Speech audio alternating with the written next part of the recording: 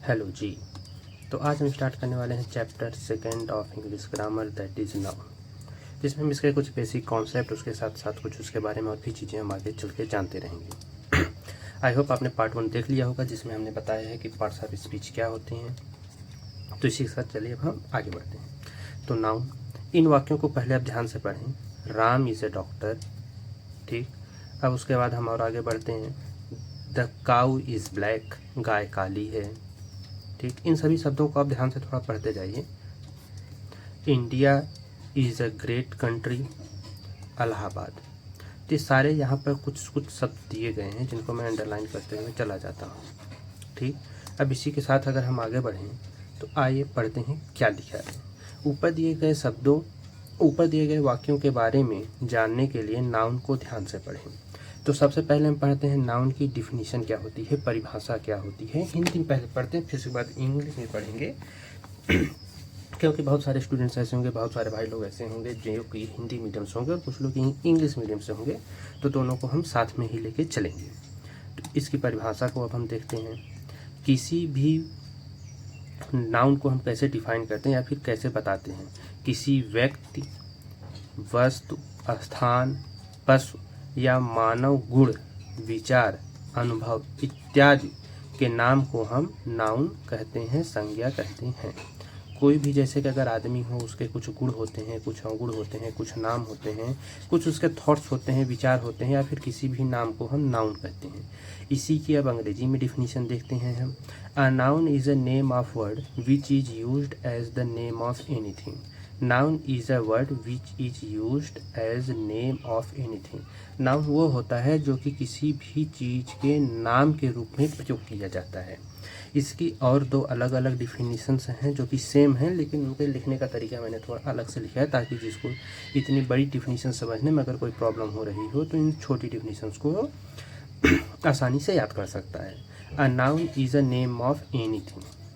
किसी भी चीज़ का नाम हो सकता है, चाहे कोई पर्सन हो, चाहे कोई प्लेस हो, चाहे कोई एनिमल हो, या फिर कोई भी चीज़ हो सकता है, तो उसे हम नाउन कहते हैं। All naming words are noun. जितने भी नाम हैं, जितने भी नेम्स हैं, वो सभी क्या हैं, वो सभी हमारे लिए नाउन हैं, ठीक। जितने भी नेम्स हैं वो हमारे लिए नाउन होते हैं, ठीक। इतना आप लोग समझ गए होंगे। इसको साथ ही साथ नोट भी करते हुए चलिए, ताकि आपको समझने में आसानी हो जब आप रिवीजन करने जाओ, ताकि आपके लिए रिवीजन के टाइम पे चीज़ें काफ़ी ज़्यादा आसान हो जाएं। तो अब हम बात करते हैं काइंड ऑफ नाउन, यानी कि नाउन यानी कि संज्ञा के कितने प्रकार होते हैं, संज्ञा के कितने प्रकार होते हैं, ठीक। पहला होता है प्रॉपर नाउन, जिसे हम व्यक्तिवाचक संज्ञा कहते हैं। दूसरा होता है कॉमन नाउन, जिसे हम जातिवाचक संज्ञा कहते हैं। तीसरा होता है कलेक्टिव नाउन, जिसे हम समूहवाचक संज्ञा कहते हैं। और चौथा होता है हमारे पास मटेरियल नाउन, जिसे हम द्रव्यवाचक संज्ञा कहते हैं। और इसका जो पांचवा प्रकार होता है वो है अबस्ट्रैक्ट नाउन, जिसे हम भाववाचक संज्ञा कहते हैं। अब एक एक करके इन सभी नाउन्स के बारे में भी हम पढ़ते हुए चलते हैं साथ ही साथ, ताकि हमको और भी ज़्यादा आसानी हो। तो पहले इसकी जो परिभाषा है उसे हम हिंदी में समझ लेते हैं। किसी व्यक्ति, स्थान, वस्तु, देश, दिन, महीना इत्यादि के खास नामों को हम व्यक्तिवाचक संज्ञा कहते हैं। किसी खास नाम को हम व्यक्तिवाचक संज्ञा कहते हैं। अब proper noun is a name of particular person, place और थिंग। जो एक प्रॉपर नाउन होता है वो किसी एक व्यक्तिगत या खास चीज़ के नाम को ही हम कहते हैं, चाहे वो नाम किसी आदमी का हो, किसी स्थान का हो, या फिर किसी वस्तु का नाम हो। उसके व्यक्तिगत नाम को हम प्रॉपर नाउन कहते हैं। इसका उदाहरण ले लेते हैं। एग्जाम्पल, राम हो गया, उत्सव, पटना, दिल्ली, बाइबल, दिवाली, होली, मार्च महीने का नाम है, संडे दिन का नाम है, सिख, फिजिक्स एक सब्जेक्ट का नाम है, जौनपुर, प्रयागराज, इंडिया, नेपाल, भूटान, चाइना। बहुत सारे ऐसे नाम होंगे जो कि प्रॉपर नाउन है। क्यों? क्योंकि वह किसी पर्टिकुलर चीज़ के नाम है, किसी एक पर्टिकुलर प्लेस का नाम है, इसीलिए हम उसे प्रॉपर नाउन कहते हैं। दूसरा है कॉमन नाउन। कॉमन नाउन भी हम इसी तरीके से बड़े आसानी से समझ जाते हैं। जिस नाउन से उसके समस्त जाति या प्रजाति या श्रेणी का बोध हो उसे हम जातिवाचक संज्ञा कहते हैं। सॉरी, उसे हम कॉमन नाउन कहते हैं, उसे हम कॉमन नाउन कहते हैं। ठीक, थोड़ा ऊपर नीचे हो जा रहा है ये, उसे हम कॉमन नाउन कहते हैं। अब इसकी डिफिनिशन, जैसे कोई चीज़ अगर है उसका एक कॉमन नाम है तो उसको हम कॉमन नाउन कहते हैं। इसकी अंग्रेजी में भी परिभाषा समझ लेते हैं, उसके बाद हम आपको इसके एग्जांपल्स के साथ एक बेहतर तरीके से समझाने की कोशिश करेंगे। अ common noun is a common name of a class of person, place और थिंग। जैसे कि अगर एक कोई चीज़ है उसका एक कॉमन नाम होता है, उस हर एक चीज़ का एक कॉमन नाम होता है, उसे हम कॉमन नाउन कहते हैं। जैसे कि एक एग्जांपल दे देते हैं, फिर उसके बाद हम आपको बताते हैं। जैसे प्रॉपर नाउन क्या है, सोहन, जॉन, अली, ये प्रॉपर नाउन है, किसी लड़के के नाम है। ठीक है, किन्हीं लड़कों के नाम है। अब वो क्या है, वो लड़के हैं, तो ये कॉमन नाउन हो गया। ठीक, उसी के साथ साथ राधा, मैरी, सलमा, ये किसी गर्ल्स के नाम है, ये गर्ल्स के नाम है। तो गर्ल्स के नाम को हम कॉमन नाउन के रूप में क्या प्रयोग करेंगे, लड़कियां या फिर गर्ल्स। जैसे कि ए लड़कों, ओ लड़कियां, तो इस तरीके से होता है। उसकी एक अलग परिभाषा अगर हम आपको आसानी भाषा में और समझाना चाहें तो a common noun is a name given in the common to every person or thing of the same kind or class. एक ही तरीके के लोग या फिर एक ही तरीके के चीज़ के लिए जो हम एक नाम का प्रयोग करते हैं उसे हम कॉमन नाउन कहते हैं। एग्जाम्पल आप लोग यहाँ पर देख लीजिए, जैसे ये कुछ कुत्तों के नाम हैं तो इन्हें हम डॉग्स कहेंगे। गया, रांची, पटना, ये शहर हैं, टाउन हैं, ज़िले हैं, इस तरीके से हैं तो इसे हम टाउन कहेंगे। रामपुर, सलेमपुर, जौनपुर, इलाहाबाद, प्रयागराज, जो ये सारे नाम हैं ये ज़िले के नाम हैं या फिर गाँव के कुछ भी नाम हो सकते हैं। अगर हम इनको एक समूह के रूप में बुलाना चाहें तो ये हो जाएंगे गाँव। जैसे सीतापुर, और जो मूवीज़ में नाम यूज़ होते हैं आप उन्हें लेके बोली तो वो गाँव की ही श्रेणी में। अब जैसे और हम आगे एग्जांपल देते हैं, India, Nepal, America, China, Bhutan, Bangladesh, ये सारे जो देश हैं ये कॉमन, इनके लिए हम कॉमन वर्ड क्या यूज करेंगे, कंट्री, देश। ठीक, कलेक्टिव नाउन, कलेक्टिव नाउन के बारे में ये होता है समूहवाचक संज्ञा। ये एक विशेष समूह का बोध कराता है, एक समूह के बारे में हमें बताता है। आइए इसका डिफिनीशन और एग्जाम्पल के साथ हम आपको काफ़ी ज़्यादा आसान भाषा में समझा देते हैं। वह संज्ञा जिससे एक ही प्रकार के व्यक्तियों या वस्तुओं के समूह या झुंड का बोध हो उसे समूहवाचक संज्ञा कहते हैं।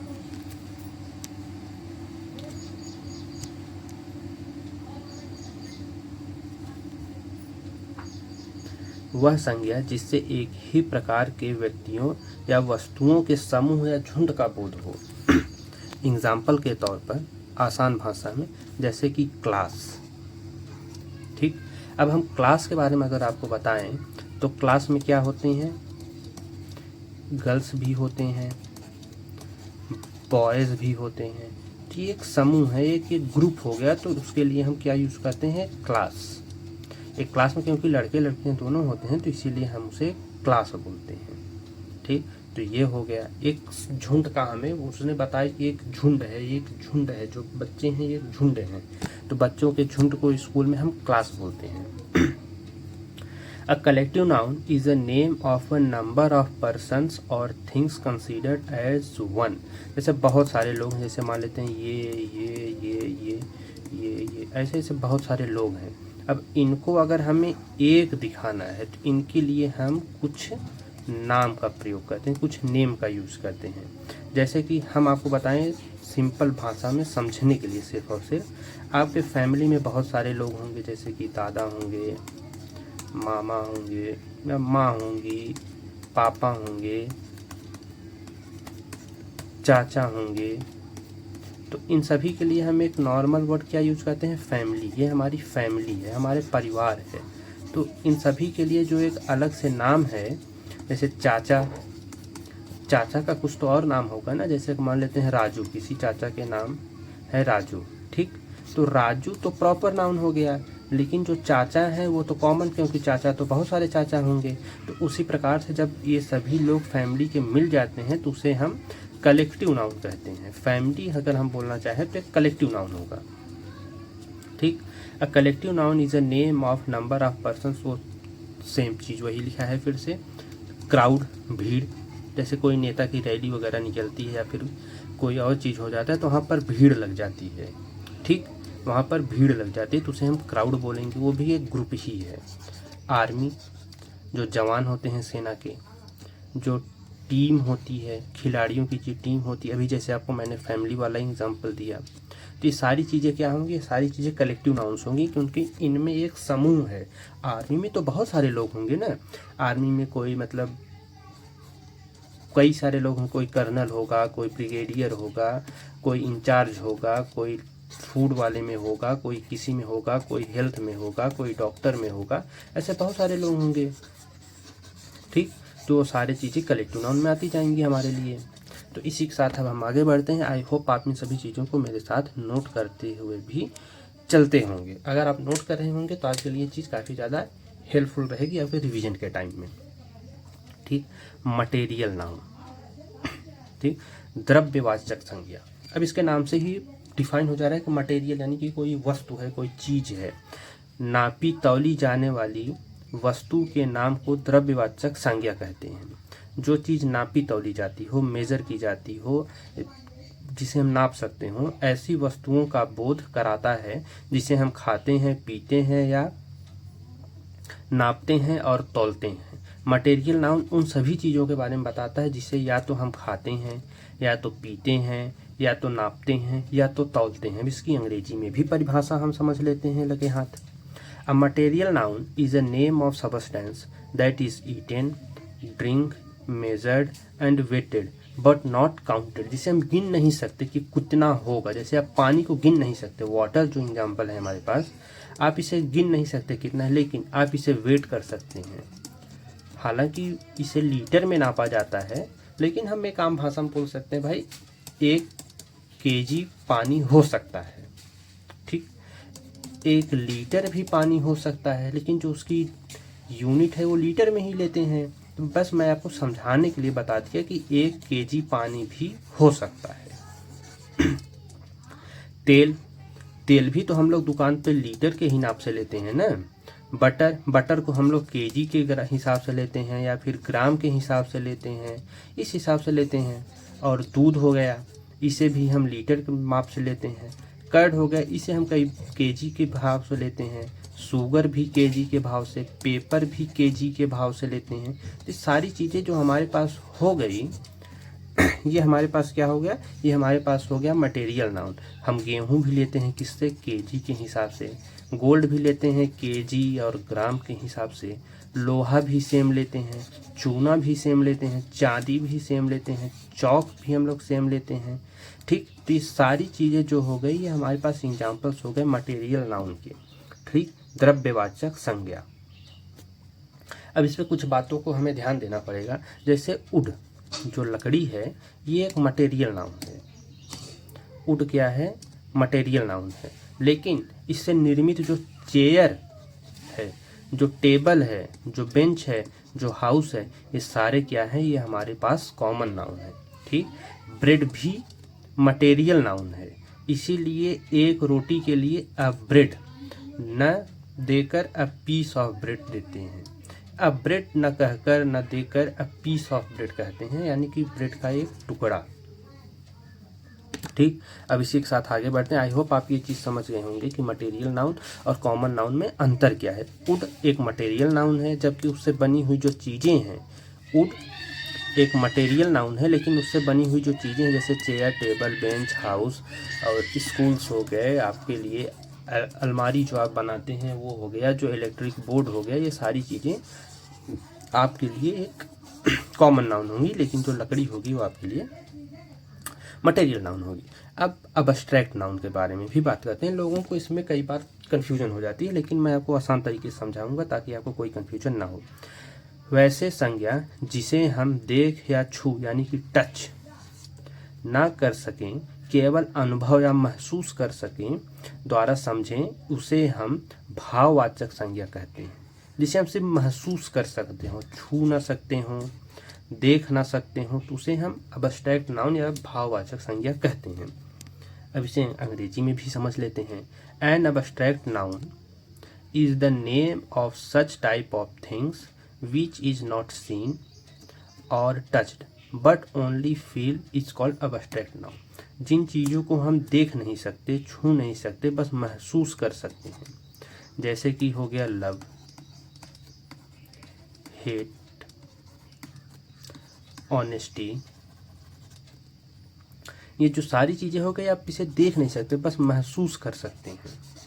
ठीक, आप बता नहीं सकते आपसे कोई कितना लव करता है, या फिर आपको कोई कितना हेट कर सकता है, या फिर वो कितना ईमानदार है, वगैरह वगैरह चीज़ें आप बस महसूस कर सकते हैं कि यार उसने मेरे 500 रुपये चुराए तो बेईमान है। आप देख नहीं सकते, आप महसूस कर सकते हो। जैसे आपके माता पिता जी आपको प्यार करते होंगे, लेकिन कितना करते हैं ये आपने कभी देखा नहीं होगा और ना ही कभी छुआ होगा। बस आपको महसूस होता है कि हाँ यार, पिताजी, माताजी, मम्मी पापा मुझसे प्यार करते हैं। ठीक, इसके एग्जाम्पल हो गए honesty, poverty, bravery, beauty, goodness, kindness, darkness, love, hate, ईमानदारी, गरीबी, बहादुरी, सुंदरता, अच्छाई, दयालुता, अंधेरा, प्यार और नफरत। ये सारी चीज़ें इसकी एग्जाम्पल्स हो गए। आप इन सभी चीज़ों को देख नहीं सकते, वो सुंदर है। आप ये चीज़ महसूस करते हो कि कोई चीज़ सुंदर है, आप उसे देखते नहीं कि यार वो सुंदर है, कि वो कैसा है, वो कैसा नहीं, आप इसे बस महसूस करते हो कि हाँ यार वो चीज़ देखो कितना सुंदर है। जैसे मून कितना सुंदर है। ठीक, इस टाइम जैसे कि मैं जून, आज लास्ट जून है, मैं आपको डेट दिखा देता हूँ। ये देखो आप, 30 जून 10:30 बजे मैं वीडियो रिकॉर्ड कर रहा हूँ। तो यहाँ पर अब आप देखो, तो यह इस टाइम जो सीज़न है वो है मैंगोज़ का सीज़न, आम। तो आम खाते हो तो आपको लगता है यार बहुत सुंदर है, बहुत बढ़िया है, बहुत मीठा है।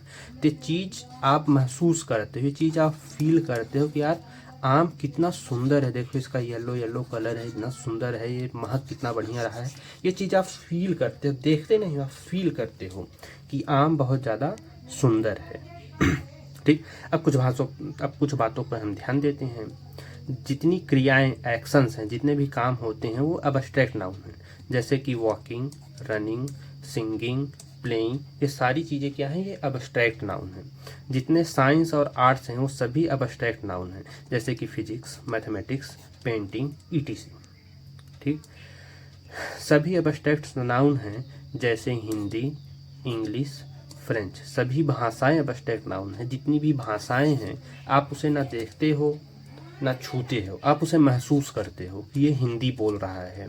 आपको लगता है कि ये हिंदी बोल रहा है, आपको लगता है कि ये इंग्लिश बोल रहा है। ठीक, जितनी बीमारियां हैं वो सभी अबस्ट्रैक्ट नाउन हैं। जैसे कि हेडेक, कैंसर, जॉन्डिस और फीवर, ये सारी चीज़ें क्या हैं, ये सारी चीज़ें बीमारियां हैं, अबस्ट्रैक्ट नाउन हैं। अब और भी ध्यान देने वाली बातें क्या हैं, अबस्ट्रैक्ट नाउन का बहुवचन रूप नहीं होता है। अबस्ट्रैक्ट नाउन जो होता है वो बहुवचन के रूप में नहीं होता है। इससे पहले कोई भी आर्टिकल क्या होते हैं हम आपको बता दें, आर्टिकल के भी बारे में हम आपको बताएंगे क्या होते हैं कैसे, लेकिन अभी आप आम भाषा में समझ लें, ए, एंड, द, ये 3 ही आर्टिकल्स होते हैं। आर्टिकल्स ये 3 ही प्रकार के होते हैं, ए एंड द का प्रयोग नहीं होता। अबस्ट्रैक्ट नाउन के पहले कोई भी आर्टिकल का प्रयोग नहीं होता। ठीक, विशेष परिस्थिति में द का प्रयोग हो भी सकता है। अगर कोई ऐसा विशेष, यानी कि कोई इम्पोर्टेंट चीज़ ऐसी आ गई जिसके सामने हमें द, वहाँ पर हम लगा सकते हैं, लेकिन ए और एन का कभी भी यूज नहीं होगा। ये चीज़ आप ध्यान रखें। अगर कई बार आता है कि जैसे कोई एक सेंटेंस दे दिया होता है किसी भी कंपटीशन में, तो उसमें पूछता है इसमें से नाउन कौन सा होगा। तो अगर आपको कहीं पर नाउन नहीं दिख रहा है और आपको अगर लगता है कि कोई चीज़ ए लगा है, उसके बाद कोई चीज़ अगर लिखी है, तो आपको लगता है ये चीज़ यार अबस्ट्रैक्ट नाउन हो सकती है। लेकिन आप ये याद रखें, ए और एन का यूज कभी भी अबस्ट्रैक्ट नाउन के पहले नहीं होगा। द का यूज हो सकता है लेकिन ए और एन का नहीं होगा। ठीक, अब कुछ मॉडर्न क्लासिफिकेशंस भी हैं।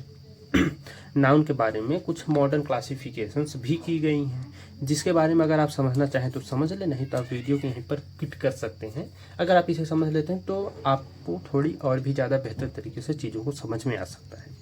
ठीक, प्रॉपर नाउन, व्यक्तिवाचक संज्ञा। ठीक, इसे आप पढ़ ही चुके हैं, आई डोंट थिंक इसे दोहराने की कोई ज़रूरत होगी। ठीक, लेकिन अगर आपको ये लगता है कि यार एक बार थोड़ा समझा ही दिया जाए, तो मैं आपको बता देता हूँ फिर से।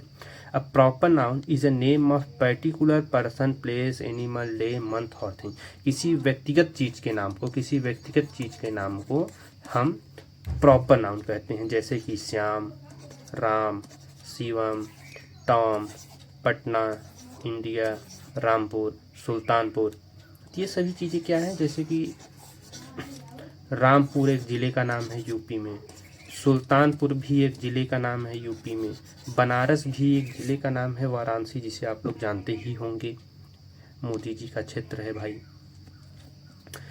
काउंटेबल नाउन, काउंटेबल यानी गणनीय संख्या, जिसे हम गिन सकते हैं। आसान भाषा में आप इसे समझिए, जिसे हम गिन सकते हैं। जिस नाउन को हम गिन सकते हैं उसे हम काउंटेबल नाउन कहते हैं। जिन संज्ञाओं को हम गिन सकते हैं उन्हें हम काउंटेबल नाउन कहते हैं। A countable noun is a name of a thing which can be counted, जिन्हें हम गिन सकते हैं, जैसे कि पेन गिना जा सकता है, पेंसिल, मार्क क्या लिखा है मैंने, बॉयज़, गर्ल्स, रिवर, सी, टॉय, मैंगो, एप्पल, मंथ, इन सभी चीज़ों को हम गिन सकते हैं। ये कौन से नाउन होंगे, हमारे पास होंगे काउंटेबल नाउन। ठीक, अब तीसरा क्या है, अनकाउंटेबल नाउन। जिन नाउन्स को हम गिन नहीं सकते हैं उसे हम अनकाउंटेबल नाउन कहते हैं। इसके एग्जाम्पल क्या होंगे, मिल्क हम गिन नहीं सकते, वाटर नहीं गिन सकते, ऑयल, ऑयल क्या गिन सकते हैं क्या, नहीं, ऑयल भी नहीं गिन सकते, मक्खन जो लगाया जाता है लोगों को अपना काम निकालने के लिए, हम उसे भी नहीं गिन सकते, काइंडनेस वो कितना दयालु है, ये हम नहीं, या तो बहुत दयालु है या तो थोड़ा कम है या फिर ठीक ठाक है यार, जहाँ ज़रूरत पड़ती है वहाँ पर दयालु है, जहाँ पर ज़रूरत नहीं पड़ती वहाँ पर दयालु नहीं है। ईमानदार, कितनी ईमानदारी है, मतलब ऐसा बहुत ईमानदार है कि सब थोड़ा मोड़ा, अभी चलो ठीक ठाक ईमानदार है यार, वो वाला ईमानदार हो गया। ठीक, ट्रुथ वो कितनी सच्चाई बोल रहा है, वो कितनी सच्चाई बोल रहा है, ये भी आप चीज़ नहीं बता सकते। गॉड भगवान, भगवान को काउंट कर सकते हैं क्या, नहीं। फ्रेंडशिप दोस्ती, दोस्ती को आप काउंट कर सकते हो क्या, वो कितना दोस्त है मेरा, नहीं। ब्यूटी सुंदरता, सुंदरता का आप गिन सकते हो कि ये 1 किलोमीटर सुंदर है, ये 1 किलोमीटर सुंदर है, या फिर ये 12 किलोमीटर सुंदर है, या फिर ये 12 सेंटीमीटर सुंदर है, आप इसे गिन सकते हो क्या, नहीं गिन सकते। तो ये चीज़ भी अनकाउंटेबल नाउन में आएगी, जिसे हम गिन नहीं सकते हैं। अगणनीय संख्या, अनकाउंटेबल नाउन को हम क्या कहते हैं, अगणनीय संज्ञा। ठीक, अब इसका जो मॉडर्न क्लासिफिकेशन है वो इस प्रकार से है, आप एकदम आसान भाषा में इसे समझ लीजिए। प्रॉपर नाउन तो एग्जैक्ट प्रॉपर नाउन में ही चला गया है, लेकिन जो ये कॉमन नाउन और कलेक्टिव नाउन है, जो कॉमन नाउन और कलेक्टिव नाउन है, इसे हम काउंटेबल नाउन की श्रेणी में रखते हैं, इसे हम काउंटेबल नाउन की कैटेगरी में रखते हैं। जबकि जो मटेरियल नाउन और अब्स्ट्रैक्ट नाउन है, इसे हम अनकाउंटेबल नाउन की श्रेणी में रखते हैं। आई होप आप लोग समझ गए होंगे, श्रेणी का मतलब होता है कैटेगरी। ठीक, ये कुछ एग्जाम्पल्स हैं, ये कुछ एक्सरसाइजेज हैं जिन्हें आपको करना है और इसका आंसर कमेंट में देना है। आई होप आपको वीडियो अच्छी लगी होगी, तो आप ये होमवर्क भी देख सकते हैं।